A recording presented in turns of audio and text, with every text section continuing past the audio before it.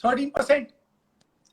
Imagine कीजिए आप, 1918 में जब स्पेनिश फ्लू आया था तो करोड़ों लोगों की डेथ हुई थी, पर ऐसा तो नहीं होने वाला कोरोना वायरस के कारण कि करोड़ों लोगों की कोई डेथ हो जाए या उनको किसी तरह की कोई परेशानी आए, क्योंकि हमारी जो एडवांसमेंट है मेडिकल सुविधाओं का वो काफी है। तो मुझे नहीं लगता कि ऐसी कोई दिक्कत आएगी। बट फिर भी हम यहाँ देख रहे हैं इस समय कि थोड़े बहुत जो इश्यूज हैं वो इसी बात को लेकर है कि इकोनॉमी का क्या होगा। आप ये देखिए, अभी गूगल जैसी कंपनी ने सितंबर तक अपने ऑफिसेज बंद रखने का विचार किया है।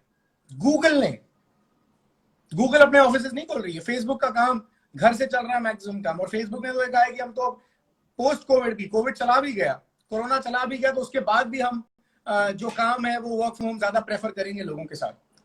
तो आप देखिए कि कितना चेंज आ गया है दुनिया में। पिछले 3 महीने से हम घर पर हैं। विशाल जी कुछ सेकंड्स में हमारे साथ में होंगे, we are just waiting for him. मैंने कनेक्ट कर लिया है उनके साथ। हम यहाँ पर घर पर हैं। Yes Vishal ji, welcome to the Instagram live. मेरी आवाज आ रही है आपको? Thank you so much. Yes, perfect आ रही है। I am extremely sorry. नहीं थोड़ा सा कुछ कनेक्शन इश्यू हो चुके थे, कोई इसके बात कारण नहीं, तो हो गया। ये अपने कंट्रोल में नहीं है जो चीज, उसका क्या कर सकते हैं। आप नहीं भी आते तो भी लोग खुश थे। लोग हमारे खुश हैं, तो लोगों को कहीं कोई चिंता नहीं है। सो कैसे हैं आप? आई होप सेफ है सब कुछ। मुंबई में 144 धारा लग चुकी है। यस गुड एकदम सेफ। आप कैसे सर? सर मैं बिल्कुल अच्छा हूँ। पिछले 3 महीने से घर पे ही है।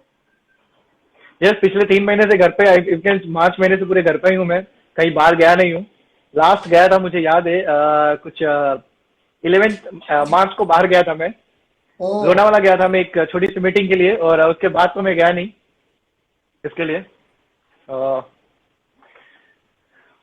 चलिए, तो आज विशाल जी आपका दिन है, और जो टॉपिक है आज का हमारा वो आपके लिए ही है। और लोगों ने पोस्टर देखे, उसमें एरो बना हुआ था। लोगों ने एरो देखा कि नहीं देखा पता नहीं, दोबारा देखना पोस्टर, उसमें एरो बना था। और विशाल जी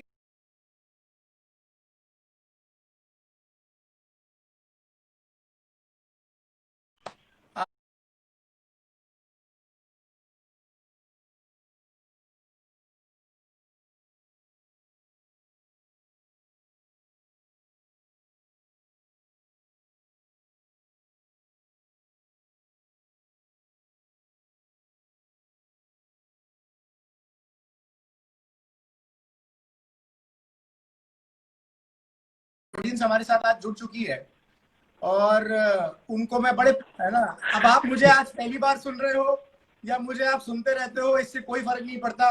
पर मेरा प्यार भरा खबरदार ये सुन लेना, छोड़ के मत जाना। स्टोरी बहुत अच्छी है विशाल जी की, सुनने में बहुत मजा आएगा। मैं विशाल जी से रिक्वेस्ट करूंगा, विशाल जी सवाल जवाब कम होंगे, आज थोड़ी स्टोरी के बारे में बताइए। आप कब, कैसे, आप किस फैमिली में बॉर्न हुए, क्या कंडीशंस थी, फिर आपने कैसे बकअप किया, आपने क्या क्या काम किए, कितने रुपए की सैलरी आपकी हुआ करती थी, फिर नेटवर्क मार्केटिंग की जर्नी के बारे में बताइए, कैसे नेटवर्क मार्केटिंग आया आपके पास और आप कैसे सफल हुए। Over to you Vishal ji. Yes, yeah thank you so much Sarvesh ji. Already मेरी बॉर्न मुंबई में हुई थी, धारावीर कुंभारवाड़े में, जो हम लोग बोलते हैं इस वेरी एक बस्ती बोली जाती है जो नामचीन बस्ती है, धारावीर। मतलब धारावीर बहुत सारी सबसे बड़ी बस्ती है, जो कच्ची बस्ती। यस यस यस यस, मेरा बॉर्न वहीं पे हुआ है, और मैं वहीं से कुछ 3 से 4 साल खेला कूदा हुआ। वहाँ हम लोग बड़े हुए, मतलब मोर देन 4 से 5 साल तक मैं वहीं पे था। मॉम डैड और दादी माँ के साथ हम लोग वहाँ ही रहे। कुछ समय के बाद हम लोग मोर देन, मुझे याद है 1992 की जो कुछ प्रॉब्लम्स हुई थी, उसके बाद में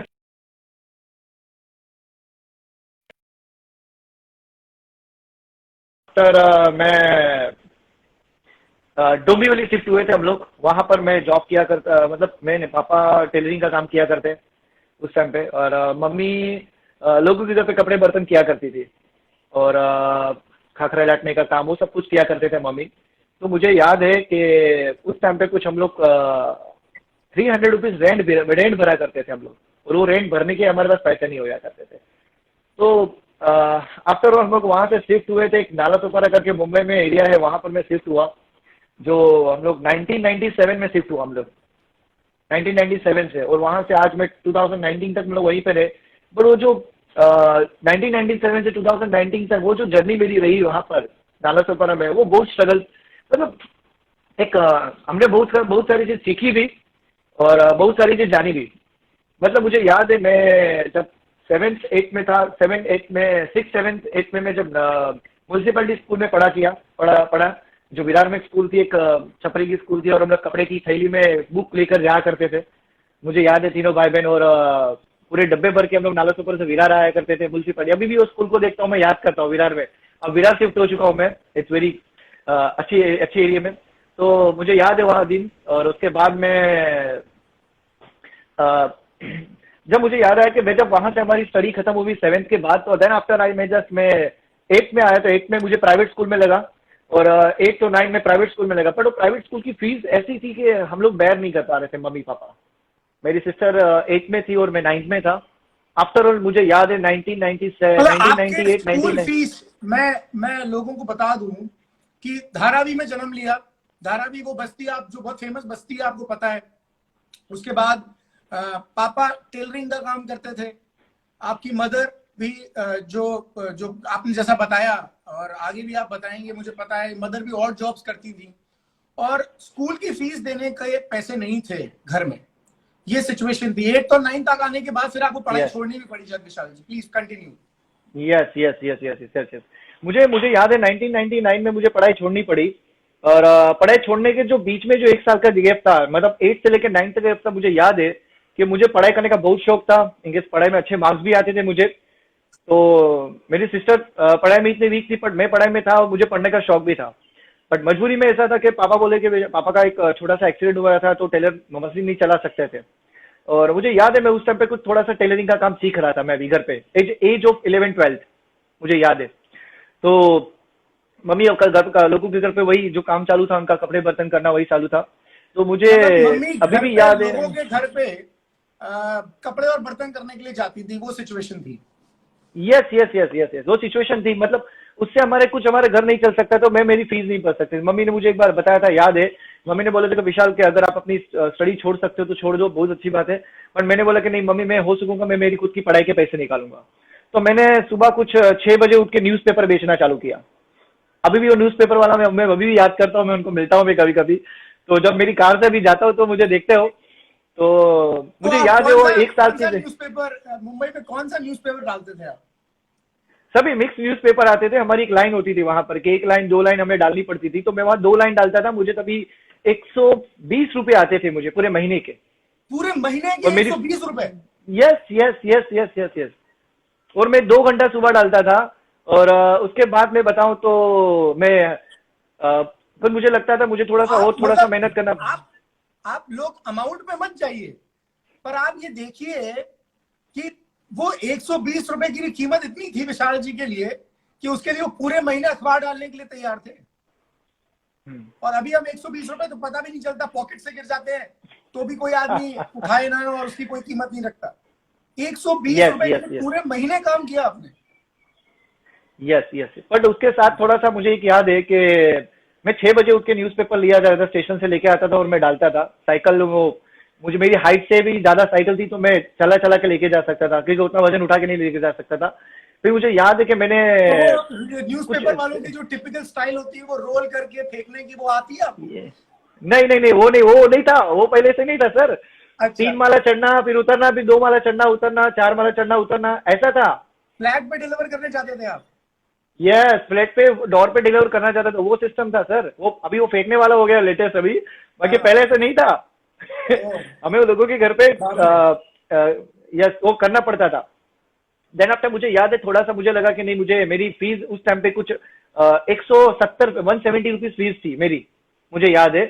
तो वो 170 रुपीज फीस करने के लिए मुझे और पैसे थोड़े से जुटाने पड़ते थे, और दूसरा कुछ काम, दूसरा कोई ऑप्शन नहीं था मेरे पास। तो मैंने कुछ समय के लिए मैंने दूध बेचना चालू किया। सुबह थोड़ा और जल्दी उठा और मैंने दूध बेचना चालू किया। मतलब एवरेज दूध और अखबार, 4 o'clock के दूध और अखबार आप दोनों साथ बेचते दोनों थे? दोनों दोनों?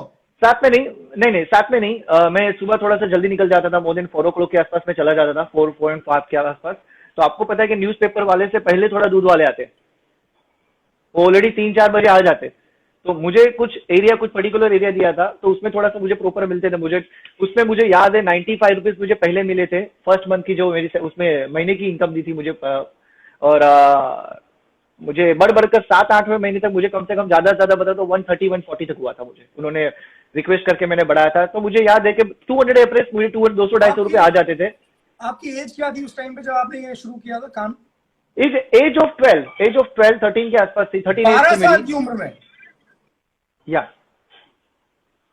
12 साल की उम्र है, 12 साल की एज से मैंने स्टार्ट किया। फिर आफ्टर दैट मैंने, मुझे ऐसा लगा, फिर मम्मी मम्मी के घर, पापा का काम नहीं हो पा रहा था और मम्मी का घर, मुझे उसके थोड़े से पहले से एक मुझे याद है, मुझे वो स्टोरी अभी भी याद है। मैं इसके लिए इस इंडस्ट्री में पैशनेटली वर्क कर रहा हूँ।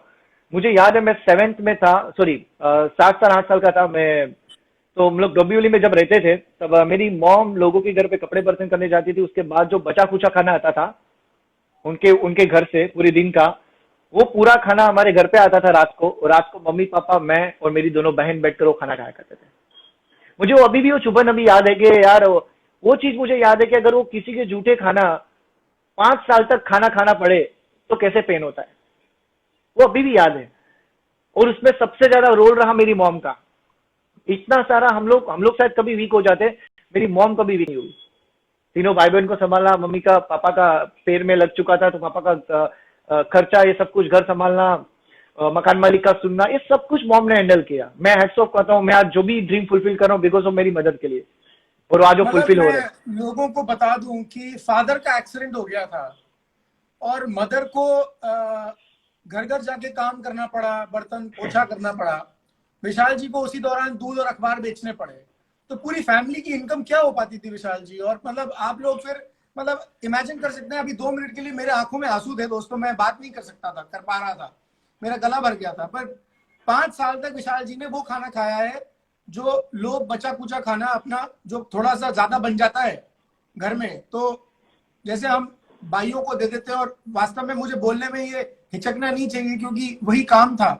विशाल जी की मदर को मजबूरी में वो काम करना पड़ा और वो खाना 5 साल तक विशाल जी या पूरे परिवार ने खाना खाया, क्योंकि फादर का एक्सीडेंट हो गया था और उनके पैर में तकलीफ हो गई थी। और वो थोड़ा सा पैर पैर में मतलब मोच आई थी, ज्यादा नहीं। मोच, तो दर्जी और दर्जी का मोच आई काम थी। था, तो वो दर्जी के काम में वो हाँ। पैसे वो पैर से चलानी पड़ती है मशीन, तो वो चल नहीं सकती थी।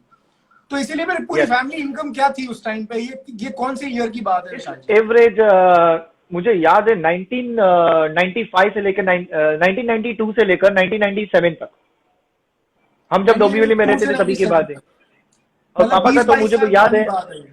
हाँ, yes yes yes yes yes, मतलब उतना ही है। तो मतलब पापा का फिर उसमें धीरे धीरे करके काम करना चालू किया था पापा ने। बट हमारा, मैं देखो, पापा का काम, मम्मी का काम उस टाइम पे मुझे याद है, मैं 1997 से लेकर 1992 के 97 की मीटिंग का बात करूं, टोटल इनकम देखी जाए फैमिली की तो मोर देन होती थी 1000-1500 रुपए। महीने की? या 1000-1500 रुपया, उसमें से 300 रुपया रेंट चला जाता था। फिर घर पे हमारी फीस, दूसरे कुछ खर्चे, वो सब निकलते थे। फिर धीरे धीरे के पापा का थोड़ा सा काम बढ़ा और टेलरिंग काम करना चालू किया। तो मुझे याद है फिर उसके बाद में जब 1999 में मैं जब वो स्ट्रगल मेरी जो 1999 से 2010 की जो मेरी जर्नी रही, वो ऐसी रही कि मैंने स्टडी छोड़ दी। मेरा एक छोटा सा एक्सीडेंट हो गया था, साइकिल पे से मैं गिर गया था और नसीब बच गया कि मेरे पे से वो पीछे से गाड़ी निकलते हुए रुक गई सुबह एवरेज 6:30 बजे। और मैं साइकिल से चला रहा था और मेरी हाइट कम थी और मैं साइकिल चला रहा था। वो पेपर्स की गड्डी पीछे थी और मैं गिरा और रिक्शे वाले ने थोड़ा सा बचा दिया। तो पैर में से थोड़ा सा कुछ स्टिचेस से मेरे को आए। तो मैंने तब से कुछ महीनों के बाद, मैंने उस 2-3 दिन के बाद मैंने न्यूज़पेपर बेचना बंद कर दिया था। फिर मुझे याद है वो दिन जब मेरे टीचर सर मुझे हेल्प करते थे। अभी भी वो स्कूल मुझे याद है, मुंबई में विरार नालासोपारा में समरफील्ड करके स्कूल है। अभी वो टीचर सर मुझे इतने हेल्प किया करते थे कि विशाल तुम पढ़ो पढ़ो। इनकेस उन्होंने 3 पेपर्स मुझे विदाउट, मतलब फीस पेड नहीं की थी, इसलिए एग्जाम में से खड़ा किया गया। तो मुझे याद है दिवाली के 6 मार्क्स के एग्जाम बोलते थे हम लोग, 6 मासिक की एग्जाम बोलते थे। वो एग्जाम में से मुझे याद है गुजराती के पेपर में से खड़ा हो गया था। आधे पेपर का दिया था मैंने और 1 घंटे के बाद में खड़ा हो गया और मैं बाहर जाकर खड़ा रह के रो रहा था। तीनों भाई बहन हम लोग रो रहे थे। मुझे याद है कि फिर मैं सोच रहा था कि ये लाइफ मुझे कभी नहीं चाहिए। मैं घर पे पहुंचा, फिर उसके बाद मैंने मम्मी को बोला कि मैं कुछ काम करूंगा, ठीक है। फिर उसके बाद मैंने जॉब ढूंढी। उसके उस टाइम पे मुझे याद है मैं टेलरिंग का काम सीख रहा था थोड़ा बहुत। तो पापा के साथ मैंने उस टाइम पे एज ऑफ 13 14 के आसपास मुझे याद है, मैंने टेलरिंग का काम सीख लिया था। As a ladies tailor master भी रहा करता था 13 से लेके 14 की एज तक, मेरी एज तक, उस एज तक। तो मैंने टेलरिंग का काम सीख लिया था, पापा के साथ टेलरिंग का काम भी करता था। और मैं गारमेंट की स्टोर में मैं काउंटर पे जाकर मैं झाड़ू पोछा करना वो काम करना चालू किया गारमेंट में। एक और मुझे उस टाइम पे खेलना कूदना मेरे को बहुत शौक था, बट मैंने उस कहीं ना कहीं बैक में छोड़ दिया था। खेल तो रहा था, फ्रेंड के साथ था, बहुत साथ था, पर वो कहीं ना कहीं छोड़ दिया था। फिर आफ्टर ऑल जब मैंने इसके बाद सुनी, मैंने देखा कि 7 to 8 years मैंने गारमेंट इंडस्ट्री में निकाले एज अ काउंटर सेल्समैन, कितने अलग उम्र अलग से शॉप में मैं। कितनी उम्र से कितनी उम्र तक? एज ऑफ 13 14 की एज से लेकर मैंने एज ऑफ 21 तक, 21 साल सात की कमरे। उम्र तक आप गारमेंट की दुकानों पर आपने काम किया? हाँ, 21 साल नहीं, सॉरी मैं बता दूं, 21 साल नहीं, मुझे याद है तो थोड़ा सा बहुत 23 24 की एज तक, 23 की एज तक, 2000 की एज तक, 2001 तक मैंने गारमेंट इंडस्ट्री में काम किया। अगर वो गारमेंट इंडस्ट्री से मुझे मूव ऑन हुआ अकाउंटिंग इंडस्ट्री में, तब मुझे उस जो एक साल था, मुझे याद है एज ऑफ 24। गारमेंट इंडस्ट्री अपने आप में बोलने में बहुत अच्छा लगता है, पर आप काम क्या करते थे ये बताइए। काउंटर सेल्समैन, काउंटर पे कपड़े देना, वो सब कुछ। तो कपड़े दिखाना और कपड़े घड़ी करके वापस रखना। यस यस यस यस, मैंने उस वहां पर भी गारमेंट लेवल में भी मैंने काम अच्छा किया था। एक काउंटर सेल्समैन से लेकर मैंने एक परचेस मैनेजर तक मैंने एक लेवल हासिल कर चुका था। इनकेस मैंने गारमेंट की एक शॉप भी चलाई थी, एक ऑनर था वो चला रहा था और मैं पूरी वो शॉप हैंडल करता था। 1 साल तक मैंने वो शॉप भी हैंडल की लास्ट में। और उस दौरान विशाल जी सैलरी क्या मिलती थी उसमें?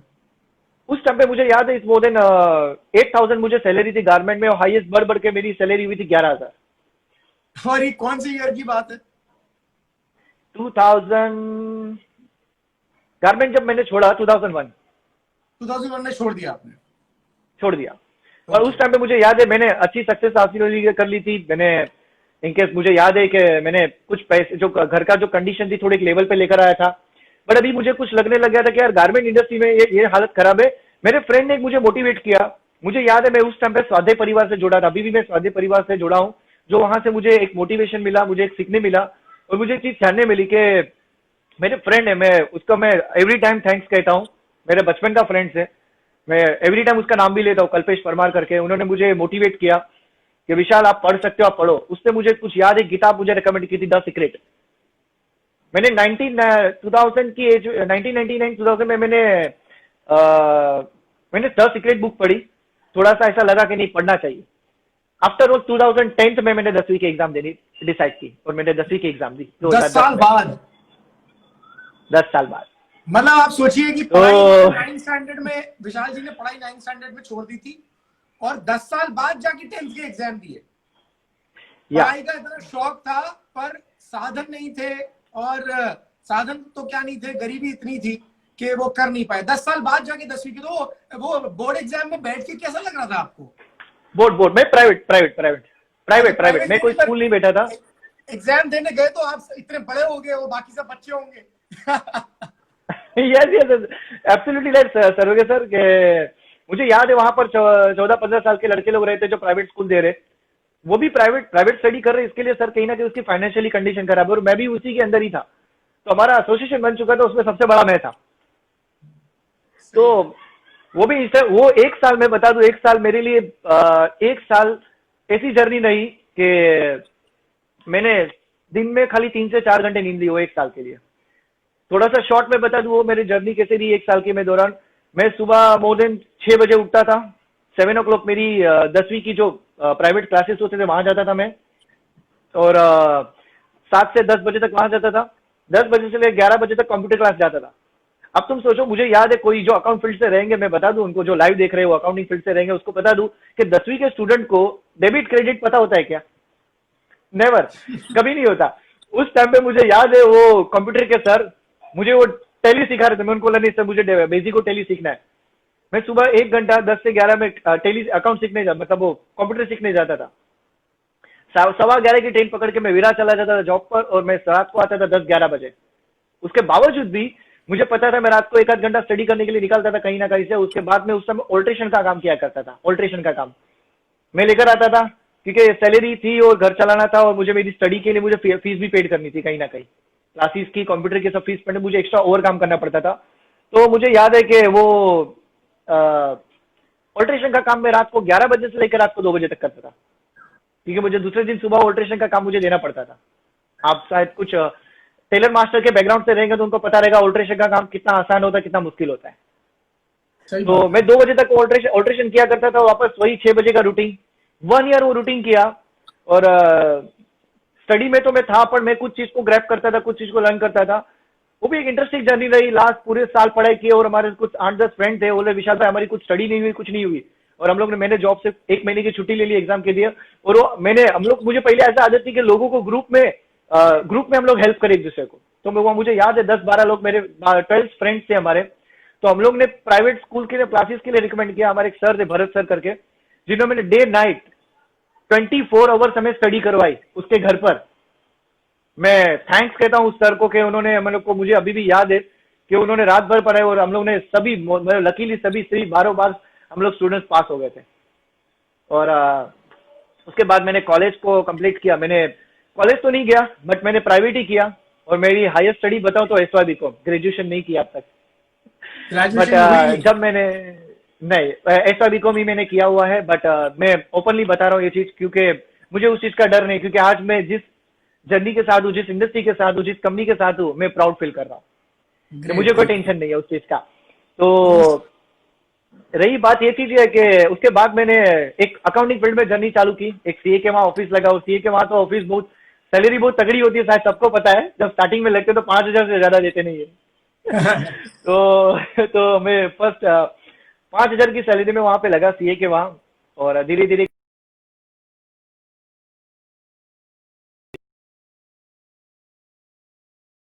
चीज सीखनी चालू की, उनके पास मैंने सीखना चालू किया धीरे धीरे। सुबह 2 घंटा जाता था, उसके बाद वापस मेरी जॉब पे चला जाता था। लेफ्ट डेस्ट मुझे याद आया 2012 में मैं एक यहाँ पे जॉब पे आया। 2012 से वैसे ही मैं एक एक्सपोर्ट हाउस में जॉब पे लगा। अच्छा जॉब था, बहुत खुश था। बट लकीली 2013 में ये इंडस्ट्री मैं अभी भी उनको थैंक्स कहता हूँ कि उन्होंने ये इंडस्ट्री के बारे में मुझे बताया, मुझे सिखाया, मुझे गाइड किया। और पहली बात कि मैं सीखने के लिए तैयार रहा। मैं दूर दूर तक चल चल कर आता था, 5-5, 6-6 किलोमीटर आता था, उनके घर पे किताब लेके जाता था, सीडी लेके जाता था, मेरे घर पे जाके सुनता था, क्योंकि उतने पैसे नहीं थे मेरे पास किताब बुक्स लेने के लिए। तो मैं सही उनके बात है। पास से लेकर सीखता था। और मैं थैंक्स कहता हूँ उनको, मैं, उन्होंने जो मेरी लाइफ में ये अपॉर्चुनिटी लाई। मैंने पहले भी कोई एक इंडस्ट्री में काम किया था, यही डायरेक्ट सेलिंग इंडस्ट्री में और एक कंपनी में काम किया था। बट एक चीज है, वो मुझे सीखने बहुत अच्छा मिला वहां से। भले मैंने पैसे नहीं बनाए, पर मुझे सीखने मिला। मैं थैंक्स कहना चाहूंगा वो इंडस्ट्री के जितने भी लीडर्स है, जिनके पास से मैंने सीखा। और बहुत सारे ऐसे बड़े लीडर्स हैं जिनके पास मैं अभी भी सीखता हूँ।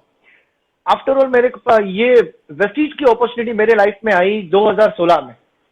तब आप कर क्या जनवरी रहे थे? मैंने आपका प्रेजेंट स्टेटस क्या था उस टाइम पे 2016 में जब वेस्टीज उस आपके टाइम पास? पे नहीं, अच्छा क्वेश्चन पूछा सर्वेगे सर आपने।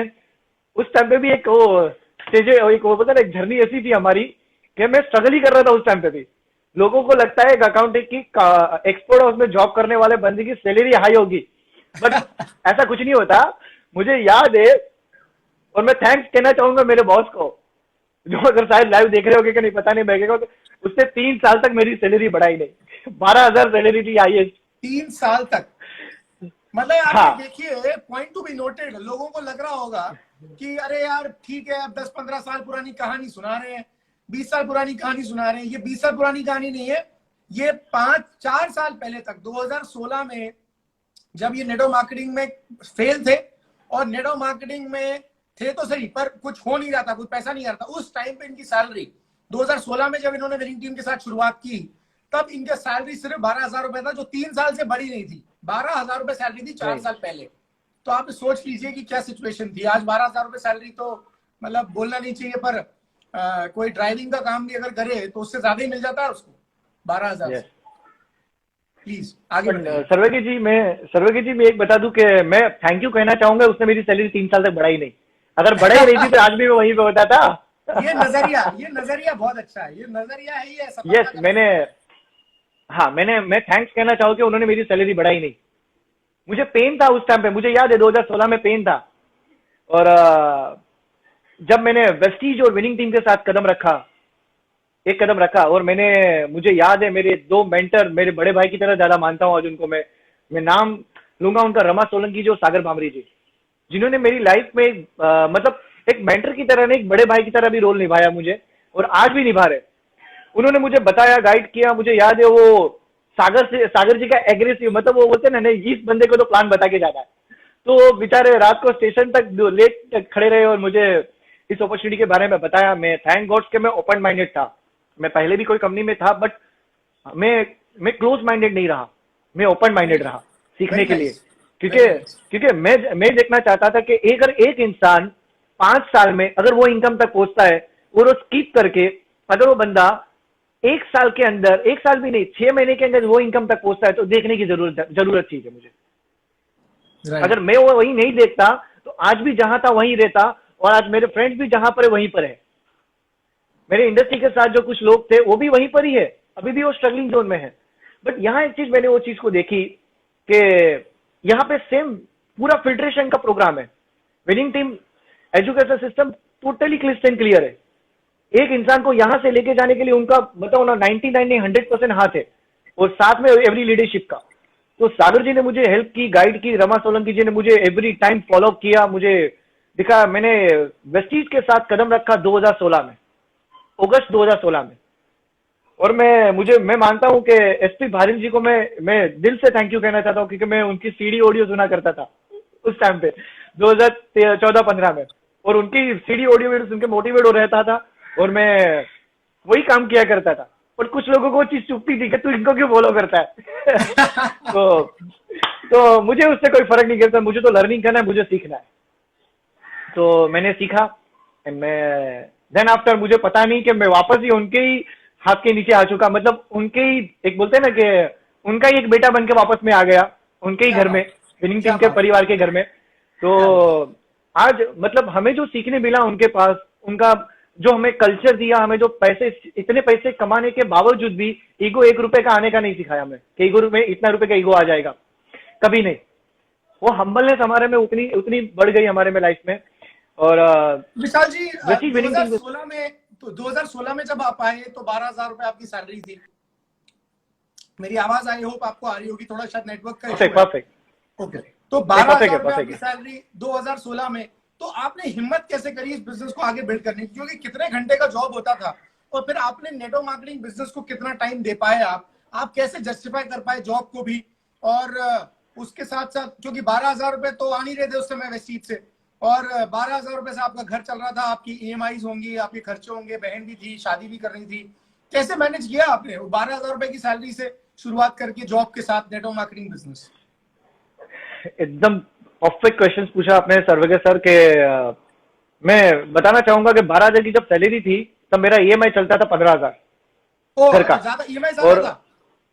हाँ, और मैं बता दूं, मैं जो अकाउंट कंसल्टेंट की ऑफिस जो पार्टनरशिप में रन कर रहा था, वहां से मुझे महीने के 4-5 हजार जितने आ जाते थे, इतने नहीं आते थे, 4-5 हजार आ जाते थे, क्योंकि 2 से 3 घंटा काम करता था, सुबह 2 से 3 घंटा, फिर शाम को आके काम करता था। मैंने एक ही चीज सोची, सुबह 6 बजे उठने के बाद 7 से 10 3 घंटा में वहीं पे रहता था। शाम दोपहर को सुबह 10 बजे से लेकर शाम को 6 से 8 बजे तक मैं अकाउंट कंसल्टेंट के ऑफिस में रहता था। उस बिटवीन मैंने चुराया, मेरा लंच का समय मैंने चुराया इस बिजनेस को बिल्ड करने के लिए। शाम को 7 बजे के बाद मैं कभी भी, मुझे याद है वो 1 साल का दिन, सागर बाबरी जी ने मुझे बताया था कि विशाल अगर सपने पूरे करने हैं तो रात को 12 बजे के पहले घर पे मत जाना। सागर बाबरी जी ने मुझे बताया था। मुझे लेट भी हो, अगर मेरा सब कुछ काम होता जाता मैं लेट तो भी जल्दी घर पे नहीं जाता था। मैं याद है वो 1 साल तक मैंने कभी जल्दी घर पे नहीं गया, और मैंने कंसिस्टेंसी, मैंने प्लान प्रेजेंटेशन, लोगों को मिलना, लोगों को अप्रोच करना, लोगों से बात करना, लोगों से इस इंडस्ट्री के बारे में उसको शेयर करना, इंफॉर्मेशन शेयर करना कंटिन्यू। आफ्टर मेरे 7 से 8 बजे के बाद छुट्टी के बाद मैं डायरेक्ट चला जाता था, अपनी बैग रेडी करके ही जाता था, मैं निकल जाता। उस टाइम में ना तो मेरे पास कोई 2 व्हीलर था, ना तो मेरे पास कोई 4 व्हीलर था। मैं बस और लोकल ट्रेन की, मुंबई लोकल ट्रेन की ट्रैवलिंग करता था। और सबको शायद पता होगा कि अगर मैं वसई से बोरीवली जाऊं शाम को 6 बजे, तो बोरीवली से विरार आने के लिए 12 बजे 11 बजे के पहले कोई ट्रेन में नहीं चल सकता। ये प्रूवन है, शायद जो मुंबई में रहते हैं उनको पता होगा, क्योंकि हमें भी सबको पता है कि ये नहीं पॉसिबल है। तो मैं चला जाता था और वहां से रात को 11:30-12 बजे की ट्रेन पकड़ता था बोरीवली से, चर्चगेट से, और फिर घर पे आता था। नालो तो पर 1 साल तक वो जर्नी बिताई, पर मुझे याद है वो 1 साल मुझे ड्रीम था कि मैंने ये इंडस्ट्री में आने के बाद पहला ड्रीम रखा था कि मुझे खाली सिर्फ 10,000 रुपए आ जाए, क्योंकि 12,000 रुपए कमाने वाला क्या सोचेगा, सिर्फ 10,000 रुपए आ जाए एक्स्ट्रा, उसका घर सही चल बात जाए है। एक्स्ट्रा। तो मेरा ड्रीम वही था। तो रमा जी ने मुझे बताया कि विशाल आप कंसिस्टेंसी 1 से 2 साल आप ले लो, मेरी कुछ भी हेल्प लगे तो बताओ। उन्होंने मुझे 100% हेल्प किया, गाइड किया, और सबसे बड़ी बात कि आपको उन्होंने हेल्प तो आपको किया। भरोसा आपको भरोसा था नेटवर्क मार्केटिंग से पैसा आएगा और नेटवर्क मार्केटिंग चलता है, यस, क्योंकि बहुत सारे लोग जो यहाँ यस। पे सुन रहे हैं उनको भरोसा नहीं है नेटवर्क मार्केटिंग से पैसा आता है, उनको लगता है लोगों को फंसाने का काम है। एक सर्वज्ञ जी आपने बहुत अच्छा क्वेश्चन किया। सर फंसाने का काम तभी हो सकता है जिसके पास हम लाखों करोड़ों रुपए की बात करें, उसके पास पैसे लेने की बात करें और फिर उसको इंसान को भूल जाए। मुझे याद है कि नेटवर्क मार्केटिंग इंडस्ट्री देखो, सब इतनी बड़ी इंडस्ट्री, इतनी प्यारी इंडस्ट्री है सर, यहाँ पे एक दूसरे की इनकम बड़ी करने की बात होती है, ना कि उसके जेब में से पैसे निकाल कर खुद की इनकम बड़ा करने की बात नहीं होती। Very nice. Sir Rama ji ने मुझे बताया था कि विशाल अगर आप कंसिस्टेंसी काम करोगे, देखो क्या होता है, लोग ऐसे समझते हैं कि अपलाइन ने बिजनेस दिखा दिया तो अपलाइन सब कुछ करेगी, ये ऐसा नहीं होता। हाँ, हमें खुद को भी डालना पड़ता है, हमें खुद को भी फॉलो करना पड़ता है, हमें खुद को भी एक्टिविटी करनी पड़ती है। आप देखो कोई भी इंसान ऐसा बता दो कि जिसने खुद ने काम नहीं किया और सक्सेस हो चुका, मुझे बता दो एक इंसान, कोई नहीं हो सकता, नेवर। मैंने 100% फॉलो किया, उन्होंने जो बोला उससे दुगना मैंने काम किया।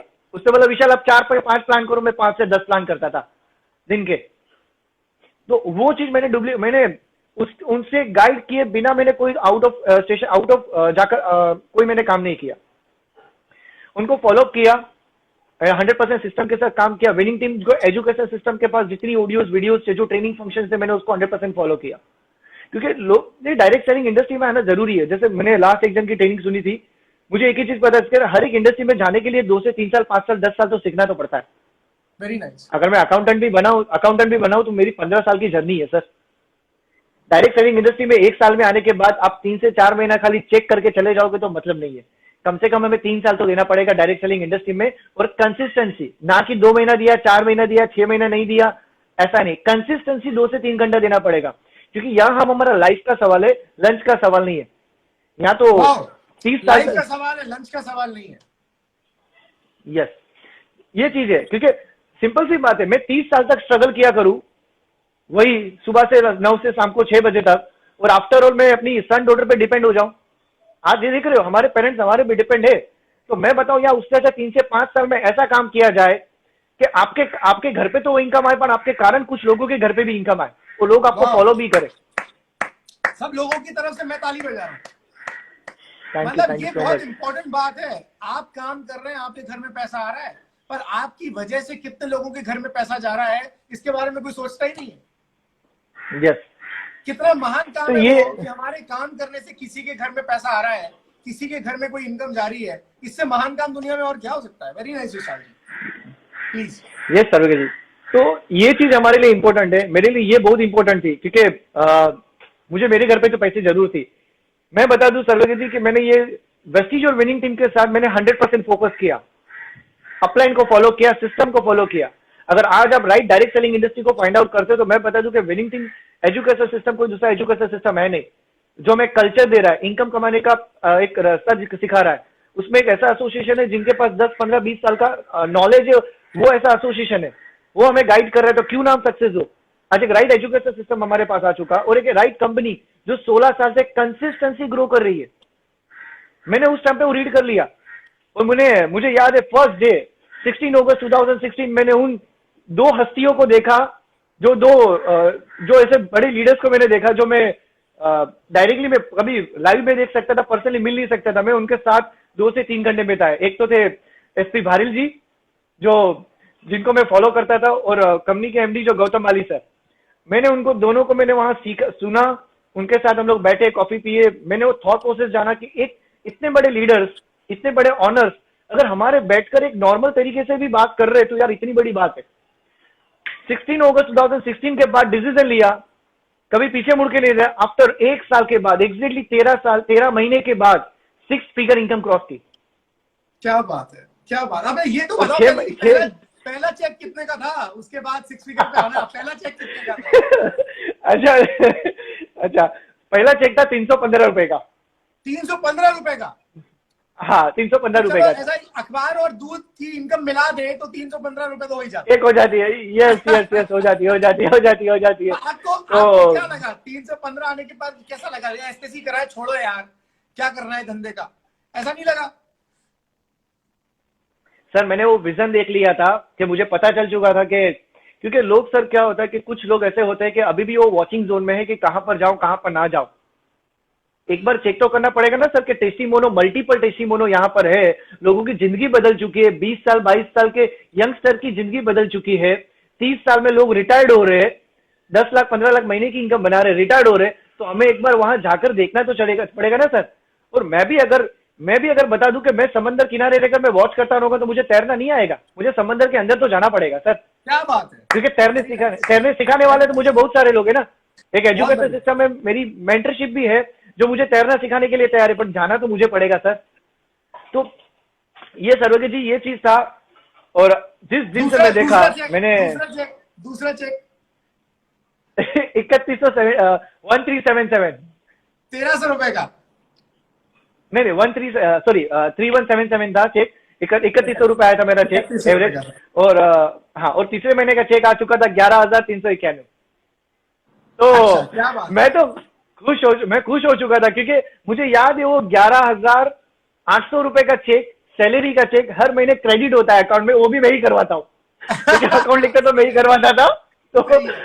तो वो क्रेडिट होता था अकाउंट में, तो वो थोड़ी सी खुशी होती थी। पर जो 11,000 का चेक अकाउंट हुआ ना, तो मैं लिटरली बस में था उस दिन, मैं घर पे आ रहा था शाम को 6-7 बजे के आसपास, अकाउंट में क्रेडिट हुआ ना कि और 11,000 क्रेडिट में, इतना एक्साइटेड था। क्योंकि लोगों के लिए शायद 11,000 का चेक कुछ नहीं होगा, पर मैं बता दूं मेरे लिए बहुत इंपॉर्टेंट था, बहुत इंपॉर्टेंट चेक था मेरे लिए। और अच्छा विशाल ये जी थी जर्नी। बताइए, और आज वर्किंग वर्किंग वर्किंग कैसे किया आपने? आपके पास लोग कहाँ से आए? लोग क्या गिर गए ऐसे? लोग समझते हैं लोग ही नहीं मिलते। 130 करोड़ जनता में लोगों को लोग नहीं मिलते, है ना? आपके पास क्या घर पे चलकर आए लोग कि हमें ज्वाइन करना है? कैसे किया आप लोगों को अप्रोच, कैसे किया लोगों के पास, कैसे गया? अरे ग्रेट क्वेश्चन सरोगे जी। पहली बात कि मैं बता दूं कि मेरे बिजनेस में ना तो मेरे नियर डियर और ना तो मेरे फ्रेंड फैमिली है। मेरे मेरे चाइल्डहुड के फ्रेंड भी नहीं है मेरे साथ। और मैंने इस बिजनेस को स्टार्ट किया तो मैंने सोशल मीडिया, जो हमारा एक बेस्ट प्लेटफॉर्म है, जिसको मैंने राइट यूज किया, रॉन्ग यूज नहीं किया, राइट यूज किया। वाह। मैंने लोगों के साथ फ्रेंडशिप बिल्ड की, लोगों के साथ कांटेक्ट मैंने शेयर किया। जो लोग ने मेरे साथ हाँ बोला, मैंने उनके साथ रिलेशन बिल्ड करके मैंने स्टार्टअप किया। और जो लोग अभी भी नहीं आया, मेरा अभी भी उनके साथ रिलेशन है। वो अभी भी कहीं ना कहीं प्रोफेशनल या डायरेक्ट सेलिंग इंडस्ट्री में कोई दूसरी कंपनी में भी है, पर आज भी उनके साथ मेरा वही रिलेशन है। जब भी तो उनका कैसे माइंड आपने ओपन होगा। रिलेशन सोशल मीडिया पे रैंडम लोगों को आपने पिन किया या सेलेक्ट करके करते थे? नहीं, मैं रेंडमली कर दिया डायरेक्ट, क्योंकि मैं सर सेलेक्ट करने जाऊं तो मेरे पास समय नहीं होता ना। मुझे मुझे 6 महीने 1 साल में मुझे वो मोमेंटम को कंटिन्यू रखना है और बड़े लेवल पे लेके जाना है। तो मैं चॉइस कैसे करूं सर? हम ऐसा, वेरी नाइस। अगर मैंने अगर दुकान खोल के रखी है तो मैं चॉइस नहीं करूंगा कि ये बंदा 10,000 का सामान लेगा, 20,000 का सामान लेगा। मेरे लिए 1,000 रुपए वाला सामान लेने वाला भी इंपॉर्टेंट है। अगर वेरी मेरी नाइस। दुकान की शॉप ये रहेगी तो सर। पता नहीं कौन कितने का लेके जाएगा, ये भी तो नहीं पता। सही बात। सर मेरी टीम में एक बंदा है, मैं नाम नहीं लेना चाहूंगा, नाम नहीं लूंगा। मैं बता दूं, मेरी टीम में उसने फर्स्ट कुछ 2,000 रुपए से उसने स्टार्टअप किया था। आज उसकी महीने की इनकम 88,000 रुपीज है। ओ, क्या बात है। और आज जॉब से फ्री है, जॉब से फ्री हो बंदा। लास्ट वेरी दो नाइस। एक 1.5 साल हो जाएगा, 1.5 साल हो जाएगा, जॉब से फ्री है। इंपॉर्टेंट ये है सर्वज्ञ जी के मेरी पहले 6 फिगर इनकम लास्ट में 2017 सितंबर 2017 से मैं एंजॉय कर रहा हूं। पर मेरी टीम में भी कुछ लोग ऐसे हैं जो आज 50,000, 1 लाख, 2 लाख से ज्यादा इनकम बना रहे। मोर देन 7 से 8 कार मेरी टीम में आ चुकी। क्या बात है। मैं थोड़ा सा बताना चाहूंगा सर्वज्ञ जी, लास्ट में 2 मिनट में आपको बताना चाहूंगा कि ये प्लीज। इंडस्ट्री से मुझे मिला क्या, ये वेस्टीज और विनिंग टीम से मुझे मिला क्या। लोग शायद सोचते हैं कि ये इंडस्ट्री में हमें स्ट्रगल करनी पड़ेगी, मेहनत करनी पड़ेगी। यस, मेहनत करनी पड़ेगी। आपके लिए चॉइस है 30 साल या 3 साल। 30 साल जी जान लगा के मेहनत कर दो। यहाँ शायद कुछ चीज को हमें छोड़ना पड़ेगा। हम बोलते हैं ना कि कुछ पाने के लिए कुछ खोना पड़ेगा और कुछ त्याग देना पड़ेगा, कि नहीं ये अभी अभी कुछ समय के लिए मैं साइड में कर दूं। मैंने मेरी फेवरेट चीज को छोड़ दिया था, क्रिकेट खेलना छोड़ दिया था। मैं गरबा खेलने का शौकीन था, हटा दिया था, 2 साल के लिए साइड में कर दिया था। फ्रेंड्स, फैमिली, मैरिज फंक्शन मैंने साइड में कर दिया था। तो ये सब करने के बावजूद भी आप आज कैसी बात आप कैसी बात कर रहे हो? शादी में नहीं जाएंगे क्या? शादी के 1 महीने पहले से तैयारियां शुरू हो जाती हैं, और आप किसी को फोन करो तो वो बोलता है अगले महीने की डेट देता है। और बोलता है उस घर में शादी है तो मैं काम नहीं कर सकता, ऐसे लोगों के लिए क्या बोलना चाहेंगे आप? सर्वज्ञ जी मैं एग्जांपल दूं, मेरी जब शादी थी ना तो मैं 2 दिन पहले प्लान बता रहा था। क्या बात मेरी है। जब शादी थी मेरी जब शादी थी मैं 2 दिन पहले प्लान बता रहा था।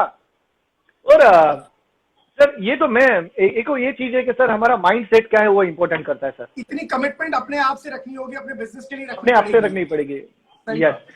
सर, अगर ये कॉम्प्रोमाइज अगर मैंने किया था तो क्या रिजल्ट आया मैं एंड ऑफ द मोमेंट आपको बताता हूँ। ये 3.5 प्लीज। साल की जर्नी में सर मेरी सिस्टर के जो मैरिज किए थे, मैंने लोन लेकर मैंने मैरिज किए थे, उसके 8 से 9 लाख रुपए का कर्जा मैंने चुकाया।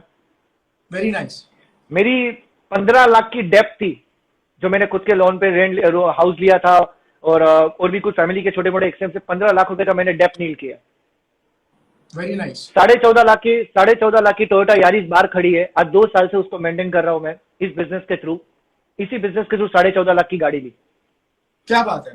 और आज मैं देख रहा हूं कि जो मेरे घर पे पैसे लेने की दिक्कत थी, आज मेरे मॉम डैड को कभी पैसे देखने नहीं पड़े। आज 6 फिगर इनकम एवरी मंथ उनके अकाउंट में क्रेडिट करता हूं मैं, दोनों क्या मॉम बात। डैड के दोनों के अकाउंट में। तो आज उनको वो खुशी कि उनको बोलना नहीं पड़ता कि विशाल मुझे ये चाहिए वो चाहिए, वो अपनी चॉइस के हिसाब से लेते हैं। अच्छा, वो उस मोमेंट के बारे में भी तो बताओ जब माँ को आप टोयोटा यारिस में अपनी आपने बिठा के घुमाया। वाह।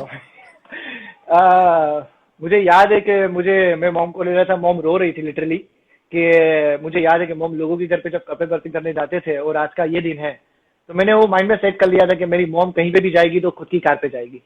क्या बात है। तो मैं खुद ड्राइव कर रहा था, मेरे ड्राइवर तो था उस टाइम पे भी, अभी भी मेरा ड्राइवर है, बट मैं खुद ड्राइव कर रहा था उस टाइम पे। तो मुझे याद है वो फील मैं बता नहीं सकता कि क्या चीज होती है। जिस मम ने इतना स्ट्रगल किया हो और उसको आज वो सब खुशी मिले। मैं तो रियली बताऊं, जितने यूथ है मैं उनको बता रहा हूँ, स्पेशल आप जो मैं लाइव सुन रहे, मैं बता दूं आप एक बड़ा ड्रीम रखो कि अपने मम्मी पापा को जो भी चीज चाहिए वो जब तक जिंदा है उसके सभी ड्रीम पूरे कर लो। ये सबसे बड़ी बात है, क्योंकि देखो आज हम लोग जिंदा है, आज हमारी जो लाइफ की जर्नी, हम सक्सेस हो गए नहीं हो गए, हम सक्सेस भी हो गए ना तो बिकॉज ऑफ अपने पेरेंट्स के कारण हो गए, हम खुद के कारण नहीं हो गए, क्योंकि उनके दिए हुए संस्कार के कारण ही हम कहीं ना कहीं है। तो हमें हमारे में भी चेंज लाना है और हमें उनके लिए भी करना है। आज कहीं ना कहीं मेरे सक्सेस के पीछे मेरी सिस्टर, मेरी मदर्स, मेरी फैमिली के हर एक सदस्य का मेरा हाथ है। भले वो मेरे बिजनेस में इन्वॉल्व नहीं है, पर मुझे एक बैक सपोर्ट के लिए मेरे साथ है। सही बात है। सपोर्ट किया कि ये चीज है। स्टार्टिंग में कोई फैमिली साथ में नहीं आती, बट धीरे धीरे करके जो इनकम आई तो साथ में आ गई। बट आज सर्वज्ञ जी के बताऊं कि मैं सबको एक बता भी दूंगा आपको कि अगर आपको लगता है कि राइट इंडस्ट्री और राइट कंपनी आपको चॉइस करनी है, तो मैं बता दूं एक ऐसा एजुकेशन सिस्टम होना चाहिए कि ऐसी कंपनी होनी चाहिए जो डुप्लीकेबल हो, प्रॉफिटेबल हो, लॉन्ग टर्म और सस्टेनेबल हो। यहां एक चीज है कि आपकी लाइफ सिक्योर हो। अगर आप नहीं भी काम कर रहे हो तो आपकी इनकम आएगी। सर्वज्ञ जी जो मैं बता दूं, हमारे फैमिली में कोई पर्सन जो हमारे बीच में नहीं रहा, जो उसके घर पे आज भी इनकम आ रही है। सर्वज्ञ जी मेरे साथ भी हुआ था। मुझे 2018 से 2000 मई जून जुलाई 2018 की 3 महीने की जर्नी, मेरी मॉम ऑपरेशन था मेरी मॉम का। मैं बता दूं कि मैं 3 महीने तक कुछ काम नहीं कर पाया था। मैं टीम के साथ कोऑर्डिनेट था, मैंने एक न्यू प्लान नहीं किया, बट वो 3 महीने के दौरान 6 फिगर इनकम मेरे घर पे आ रही थी हर महीने। हाँ, और मेरे मॉम का ऑपरेशन करने के लिए मुझे कोई भी दिक्कत नहीं आई। क्या बात। कोई भी दिक्कत नहीं। अगर मैं उस टाइम पे जॉब पे रहता था, मुझे लाखों रुपए का मुझे लोन लेना पड़ता था। सही बात है। तो ये चीज थी। आज मेरी लाइफ में ड्रास्टिक चेंज हुआ है, तो उसमें एक तो हाथ है विनिंग टीम का और दूसरा हाथ है वेस्टीज का। दूसरी ये दोनों का हाथ है, और उसके साथ मेरी टीम जो टीम वर्किंग कर रही है उनके साथ हमने कोऑर्डिनेशन किया। उन्होंने उनकी मैसिव एक्शन की हेल्प के वजह से, और प्लस जो मेरी मेंटरशिप है, क्योंकि डायरेक्ट सेलिंग इंडस्ट्री में जो मैं गाइड करने वाला पर्सन रहता है ना, उसका हमें 100% फॉलो करना जरूरी है, क्योंकि उसके बिना हम बड़ा बिजनेस नहीं कर पाएंगे। हम शायद हमारा थॉट प्रोसेस यूज करेंगे तो मैं शायद मेरा अकाउंटेंट का जो मेरा नॉलेज है कि भाई मैंने इतनी डिग्री ले ली, मुझे इतना नॉलेज है, मैं वही नॉलेज इसमें फ्लो करूंगा, तो उसका कुछ नहीं चलेगा। मुझे जीरो होना पड़ेगा, न्यूट्रल होने पड़ेगा, और डायरेक्ट सेलिंग इंडस्ट्री के बारे में मुझे पूरा सीखना पड़ेगा। बहुत बढ़िया, बहुत अच्छी बात कही आपने कि अपने तो दिमाग को जीरो करना पड़ेगा, अपने दिमाग को बंद करना पड़ेगा, सिस्टम को पूरा फॉलो करना पड़ेगा, और सिस्टम को फॉलो करके ही। विशाल जी, कितना समय आपको लगता है कि कंसिस्टेंट एफर्ट किसी को भी देना चाहिए एक लेवल पे आने के लिए नेटवर्क मार्केटिंग इंडस्ट्री में? कितना कंसिस्टेंट एफर्ट, कितने साल का? सर्वज्ञ जी मुझे थोड़ा सा आवाज प्लीज। कंसिस्टेंट कितने साल का कंसिस्टेंट एफर्ट देना पड़ेगा, तब जाके कोई नेटवर्क मार्केटिंग में सफल हो सकता है? कम से कम 3 साल तो हमें देना पड़ेगा। 3 साल, 3 कंसिस्टेंट। से 3 साल तो कम से कंसिस्टेंसी। दिन के कितने घंटे या दिन के कितने प्लान? मिनिमम 2 to 3 आवर्स, मोटो मिनिमम 2 to 3 आवर्स या 2 to 4 आवर्स हमें देने पड़ेंगे सर एवरी डे। आप देखो सर, एवरी डे अगर सीए भी बनता सर तो मुझे एवरी डे पढ़ना पड़ता था। हाँ, किताबों के अंदर डूबना पड़ता था मुझे। अगर सीए की 3 साल की जर्नी मैंने फुलफिल कर ली होती सर, उसके बाद भी मेरी 1 लाख रुपया सैलरी नहीं होती, पर मैंने कंसिस्टेंसी एक ही बार सोच लिया कि 3 साल मुझे कंसिस्टेंसी देना है। तो आप कोई भी, अगर मैं ये जो न्यू मुझे लाइव सुन रहे तो मैं बता दूं कि आप अगर ये डायरेक्ट सेलिंग इंडस्ट्री में सक्सेसफुल होना चाहते हो, आप अपनी लाइफ को लोगों के सामने प्रेजेंट करना चाहते हो और लोग आपको देख के लोग आपको फॉलो करे, तो आपको 3 साल कंसिस्टेंसी आपको देना पड़े। आपको उन लोगों को नहीं देखना है, फ्रेंड फैमिली जिन्होंने अभी भी 10, 15, 20, 25 हजार की सैलरी में कंफर्टेबल है, उनको मत देखो। उन लोगों को देखो जो 1 लाख, 2 लाख, 5 लाख इनकम बना रहे, उनको देखो। क्योंकि मैं जिस एसोसिएशन में रहूंगा वो एसोसिएशन की इनकम मेरे में टच हो जाएगी, ये प्रूवन है। मेरे अपलाइन मुझे बताते थे, मुझे याद है जब मेरे जो पहले वाले कंपनी में मेरे अपलाइन थे, जो मुझे बताते कि विशाल आपकी इनकम आपका एसोसिएशन डिसाइड करता है।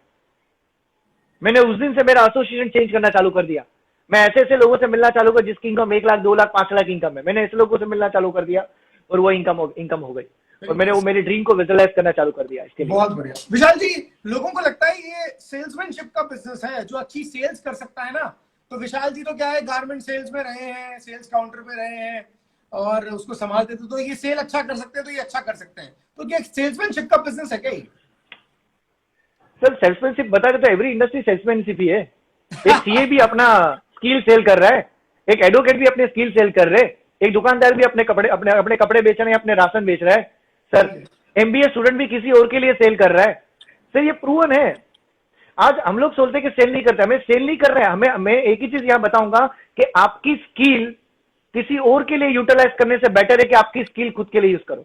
वेरी नाइस, क्या बात है, खुद के लिए यूटिलाइज करो। क्योंकि मैंने किताब में भी पढ़ा था और मुझे याद है, मैं बहुत टाइम पहले पढ़ा था कि आपकी जो बड़ी बड़ी आइडियाज है ना, हमारे लाइफ में जो बड़ी बड़ी आइडियाज है ना, वो कहीं ना कहीं शमशान या कब्रिस्तान में पड़ी हुई है। क्या बात है। हमने हमारी आइडिया कभी यूटिलाइज नहीं की कभी लाइफ में। जितना बॉस ने कहा, जितना स्टडी में कहा, जितना हमारी फैमिली ने कहा, उतना ही हम लोग कर रहे हैं। उससे आउट ऑफ बॉक्स जाकर कभी सोचा नहीं। यहाँ हमारे मेंटर हमें फॉलो करते, हमारे गाइड करते कि विशाल तुम जितना मैक्सिमम सोच सके हो सोचो, तुम मैक्सिमम बेस्ट देना चाहोगे बेस्ट दो। यहाँ एक चीज है, सेल्समैनशिप यहाँ कोई हो ही नहीं सकता। मैं क्या कर रहा हूँ, मैं तो मेरे खुद के 10, 12, 15 हजार के सामान मेरे घर पे यूज हो रहा है और मैं यूज कर रहा हूँ, और मैं यही इंफॉर्मेशन लोगों की शेयर कर रहा हूँ कि यार अगर दुकान बदलने से अगर लोगों के घर पे पैसे आते हैं, लोगों के घर पे पैसे बचते हैं और एक अपॉर्चुनिटी, एक इनकम कमाने का रास्ता मिलता है, तो क्यों ना मैं उसको करूं। वेरी नाइस, सेम चीज है। और यहाँ हाई प्रोफाइल लोग भी हमारे साथ कर रहे हैं, तो यहाँ पे नॉर्मल प्रोफाइल और हाई प्रोफाइल दोनों चीज को कर रहे हैं, तो हमें उससे कोई शर्म की बात नहीं होनी चाहिए कि नहीं मैं सेल कर रहा हूँ। और मुझे कभी ऐसा अब तक फील नहीं हुआ। यस, इक्वल अपॉर्चुनिटी सभी के लिए है, इसके लिए। और सबसे बड़ी बात कि हमारी खुद का नॉलेज, हमारी खुद की आइडियाज, हमारी खुद के लिए यूटिलाइज करो, वरना कोई और यूज करेगा और वो हमें तुम्हें खाली XYZ खाली नॉर्मल सैलरी देगा। क्या बात है। अगर मैं बारिल जी, मुझे याद है एसपी बारिल जी के, मुझे अभी भी वो पॉइंट्स याद है कि लोग अभी भी, मेरे कुछ फ्रेंड्स ऐसे भी लोग हैं जो 20, 25, 50 हजार रुपए में इतने कंफर्टेबल हो चुके कि उसको 1 लाख, 2 लाख रुपए कमाने की फुर्सत नहीं है। तो मैं तो बताऊंगा कि यार अगर 2-3 घंटे देने के बाद भी, 2-3, 4 घंटे देने के बाद भी अगर 1 लाख रुपए, 2 लाख रुपए कमाया जा सकता है आने वाले 3 से 5 साल के दौरान, तो एक बार वॉच करके, एक बार देखकर कंसिस्टेंसी 3 से 5 साल काम करना चाहिए। वेरी नाइस, बहुत बढ़िया विशाल जी। हमारा समय अब हो गया है और मैं बस अब लोगों से यही कहना चाहता हूं कि आपने विशाल जी की स्टोरी से सुना, आपने ये समझा होगा आज इनकी स्टोरी से कि कैसे 2016 में 4 साल पहले एक 12,000 रुपए की सैलरी कमाने वाला व्यक्ति, जिसका खर्चा 15,000 का होता था, EMI 15,000 की होती थी, वो आज बढ़कर लगभग 4 लाख 5 लाख रुपए महीने के बना रहे हैं। और उनके साथ साथ उनकी वजह से आज कितने परिवारों में इनकम आ रही है। उनकी मदर पहली बार गाड़ी में बैठी, उनके फादर को आज पैसे की चिंता करने की जरूरत नहीं है, जो छोटा सा एक टेलरिंग का काम से गुजारा किया करते थे, आज जिंदगी में इतना बड़ा परिवर्तन आ गया। आप भी ये उम्मीद रख सकते हैं, मैं आज आपको ये उम्मीद दे रहा हूं इस इंस्टाग्राम लाइव के माध्यम से कि आपकी जिंदगी भी अगले 3 साल के अंदर पूरी तरह बदल सकती है, जैसे किसी एक व्यक्ति की। और वो एक व्यक्ति, एक आम लड़का, मुंबई का एक आम लड़का जिसने 20s में शुरुआत करी, आज वो भले ही अपने इनिशियल 30s में है और पूरी जिंदगी बदल गई उनकी। ऐसी जिंदगी आपकी, आपके पूरे परिवार की बदल सकती है।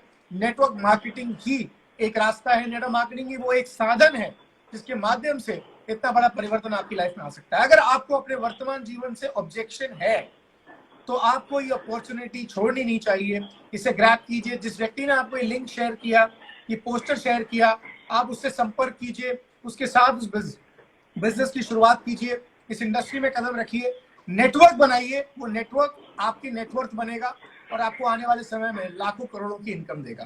Thank you so much Vishal जी, आपका थैंक यू सो मच। आगे भी आपको परेशान करेंगे, दोबारा याद करेंगे, 100%। इनके स्टेज पे, चैनल पे, और लोगों के सवाल जवाब भी हम लेंगे अगली बार। आज आपकी स्टोरी हमने सुनी, और ये कोरोना का अच्छा समय है कि चिड़ियों की, कौओं की आवाज हमको सुनाई दे रही है पीछे, कोयल की आवाज यहाँ पे वरना यहाँ पर रेगुलर मॉर्निंग में रहती। हाँ, तो पर नहीं तो पोल्यूशन और ट्रैफिक इतना होता था कि चिड़िया चली गई थी सारी की सारी, वो मिलती कहाँ थी। तो इसलिए पोल्यूशन अच्छा हो रहा है। घर पे बैठ के होम बेस्ड बिजनेस, घर पे रह के चिड़ियों की आवाज सुनिए और अपना बिजनेस बिल्ड कीजिए। इससे अच्छा और क्या हो सकता है। यस, रिलैक्स कीजिए और स्टे होम, स्टे सेफ। हमारी शुभकामनाएं आपके साथ हैं। आइए मिलकर शुरुआत करते हैं इस बिजनेस की। Thank you so much Vishal ji. Yes, thank you so much all of you. Thank you so much Saroge ji.